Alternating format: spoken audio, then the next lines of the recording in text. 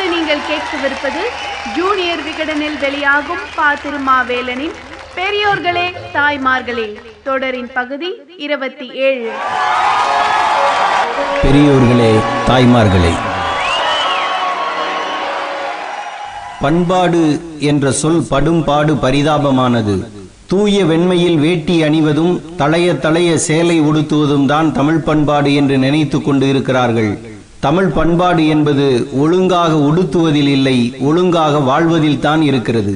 பண்படு என்பதுதான் பண்பாடு எனப்படுகிறது. மண்ணை பண்படுத்துவதில் தொடங்கி மனித மனத்தை பண்படுத்துவது வரை இலக்கணம் வகுத்தவன் தமிழன். மற்ற தேசங்களிலும் பிற அனைத்து இனங்களிலும் அவர்கள் பேசும் மொழிக்கு மட்டும்தான் இலக்கணம் உண்டு. தமிழில் மட்டும்தான் வாழும் வாழ்க்கைக்கு இலக்கணம் வகுத்து வைத்திருந்தான் மூத்த தமிழன். காடும் காடு சார்ந்ததும் முல்லை, மலையும் மலை சார்ந்ததும் குறிஞ்சி, வயலும் வயல் சார்ந்ததும் மருதம், கடலும் கடல் சார்ந்ததும் நெய்தல். இந்த நான்கும் அதன் குணத்தை இழந்தால் அது பாலை என்று மண்ணின் குணத்தை வைத்து மக்களை பகுத்து கொண்டவன் தமிழன். குடும்ப வாழ்க்கையை அகமென்றும் வெளி வாழ்க்கையை புறமென்றும் பிரித்து கொண்டான். அறம் பொருள் இன்பம் ஆகிய மூன்றுமே தமிழர் வாழ்க்கையின் முதலும் கடைசியுமான நெறிகள். அறம் பொருள் இன்பத்தில் நான்காவதாக வீடு பேறு என்பது ஆதி தமிழன் அறியாதது. வேதியர் புகுத்திய பிற்கால பிற்போக்குகளில் அதுவும் ஒன்று. நம்முடைய எல்லா இலக்கியங்களும் தமிழின் சுவையை சொல்வதாகவே சுருக்கப்பட்டு விட்டன. உண்மை அது அல்ல. அவை அனைத்துமே வாழ்க்கையின் இலக்கணம் பேசுபவை. திருக்குறள், அகநானூறு, புறநானூறு, எட்டுத்தொகை, நற்றிணை, குறுந்தொகை, கலித்தொகை ஆகிய அனைத்துமே காதலையும் வீரத்தையும் அடித்தளமாக வைத்து வாழ்க்கையை பற்றியே பேசுகின்றன. அதுதான் தமிழ் பண்பாடு என்பது. வேட்டை சமூகமாகத்தான் தொடக்க காலத்தில் இருந்தோம். ஒரு பன்றியை வேட்டையாடி கொன்றாலும் ஊரே உட்கார்ந்து சாப்பிடும். அதனால் தான் பகுத்துண்டு பல்லுயிர் காத்தல் நூலோர் தொகுத்தவற்றுள் எல்லாம் தலையாயது என்று பண்பாடு வகுத்தான் தமிழன். சமூகத்தில் எந்த அளவு ஒற்றுமை இருக்குமோ அந்த அளவு பகைமையும் இருக்கும். ஓர் ஊர் இன்னொரு ஊரை, ஒரு குழு இன்னொரு குழுவை வென்று வாழும் அவசியம் இருந்த காலத்தில் யாதும் ஊரே யாவரும் உறவுகளே என்று சொல்லிக் கொடுத்தான் புறநானூற்று புலவன். உன்னிடம் இருக்கிறதா, உன்னிடம் நிறைய இருக்கிறதா, அதை இல்லாதவர்க்கு கொடு, அப்படி கொடுப்பதே இன்பம் என்று ஈகையை சொன்னது நமது இலக்கியம். இனியதை மட்டும் பார் என்று நமது பார்வையை செதுக்கியது இலக்கியம். நாட்டில் நல்லது நடக்கும், கெட்டதும் நடக்கும், நீ நல்லதை பார்த்து நல்லவனாக நடந்து கொள் என்று வழிகாட்டியது. நல்லது செய்ய முடியவில்லையா, பரவாயில்லை, கெட்டது செய்யாதே என்று தடுத்தது தமிழ் இலக்கியம். உள்ளுவது உயர் உள்ளல், அதாவது நினைப்பதை பெரிதாக நினை. முயல் வேட்டைக்கு போய் வெல்வதை காட்டிலும் யானை வேட்டைக்கு போய் தோற்பது பெருமை என்றது இலக்கியம். பண்பு உடையவர் வாழும் வாழ்க்கையே வாழ்க்கை என்றது இலக்கியம். அன்பையும் அறத்தையும் புறக்கணித்தவர்கள் தீரா பழியை சுமப்பார்கள் என்றதும் பழைய நூல். பிறர் உனக்காக செய்த நன்றியை மறக்காதே, செய் நன்றி மறந்தவர்க்கு உயர்வே இல்லை என்றான் தமிழன். மானமே உயிர் என்றது இலக்கியம். கணைக்கால் இருமுறை குடிக்க தண்ணீர் கேட்டான். சோழ நாட்டு வீரர்கள் தாமதமாக தண்ணீர் கொண்டு வந்து கொடுத்தார்கள். இந்த அவமானம் தாங்க முடியாமல் அந்த நீரையே குடிக்காமல் உயிர் விட்டான். இதன் பொருள் கணைக்கால் இருமுறை மாதிரி சாக வேண்டும் என்பதல்ல, பட்ட அவமானத்தை தூசி போல துடைத்து விடக்கூடாது என்பதையே உயிரை விட மானம் பெரிது என்றான் தமிழ் புலவன். அனைத்துக்கும் மேலாக சொன்னதுதான் பிறப்புக்கும் எல்லா உயிருக்கும். அதாவது மனிதனின் பெருமை அறிவிலும் ஒழுக்கத்திலும் தான் அடங்கியிருக்கிறதே தவிர பிறப்பில் இல்லை என்றார் திருவள்ளுவர். ஒழுக்கம் இல்லாதவன் மேல் சாதியில் பிறந்தாலும் இழிவானவன், ஒழுக்கம் உடையவன் கீழ் சாதியில் பிறந்தாலும் மேலானவன் என்று சொன்னதும் அவரே. சாத்திரம் பல பேசும் சளக்கர்கள் கோத்திரமும் குலமும் கொண்டன் செய்வீர் என்று கேட்டவர் அப்பர்.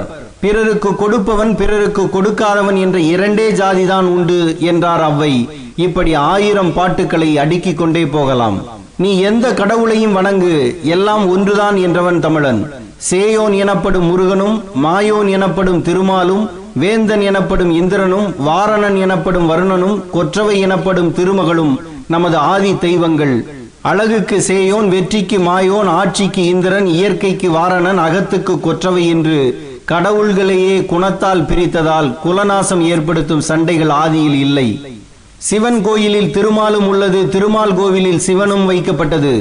சைவத்தில் ஊறிய ராஜராஜன் தான் சூடாமணி விவகாரம் என்ற பௌத்த நிலையத்தை அமைத்தான்.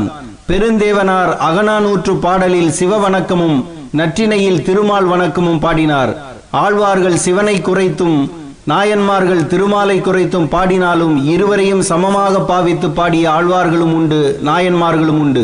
அர்த்தமுள்ள இந்து மதம் எழுதிய கவியரசு கண்ணதாசன் தான் இயேசு காவியமும் பாடினார் என்பது வரலாறு. அன்பு, அருள், அறம் மூன்றும் தான் மதப்பற்றின் அடிப்படை. வேறுபாடும் மாறுபாடும் விதைத்து கூறு போடுதல் மதம் பிடித்தலில் அடிப்படை என்றது தமிழ் இலக்கியம்.